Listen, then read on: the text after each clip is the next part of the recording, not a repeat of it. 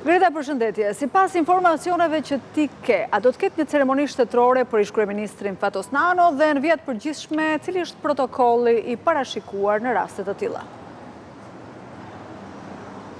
Juli, të përshëndes, po nga informacionet që ne kemi, është parashikuar të ketë një ceremoni të posaçme për të nderuar dhe vlerësuar kontributin që Fatos Nano, ish-kryeministri dhe lideri historik i Partisë Socialiste, ka dhënë për sa i përket gjithë historisë politikës shqiptare. Megjithatë, janë ende duke u bërë diskutimet e fundit mes përfaqësuesve të qeverisë dhe familjarëve për të përcaktuar kështu edhe ditën se kur do të mbahen, po themi, homazhe dhe ceremonia. Pritet që qeveria të dalë me një akt nga ku pritet që edhe dita kur do të zhvillohen homazhet të jetë dhe ditëzie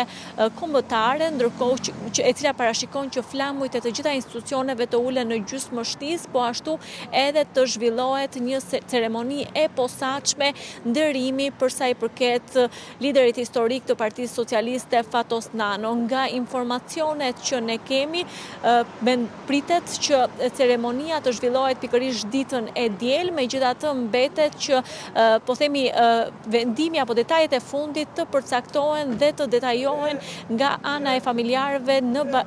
po themi në koordinim edhe me qeverinë për ta përcjell dhe për ta nderuar ashtu sikundërse i ka hije liderit historik Fatos Nano, duke vlerësuar kështu edhe kontributin që ai ka dhënë për transformimin e të majtës shqiptare, po aq edhe për perspektivën dhe atë se çfarë ka sjellë për politikën shqiptare, duke marrë në konsiderat kontributin e tij si kryeministër 3 herë, po ashtu edhe si lider historik i Partisë Socialiste për afro 14 vite, po aq edhe për sa i përket vizionit që ai pati për Shqipërinë dhe shqiptarët me syt nga Europa. Greta Bullarit, falenderoj për raportimin.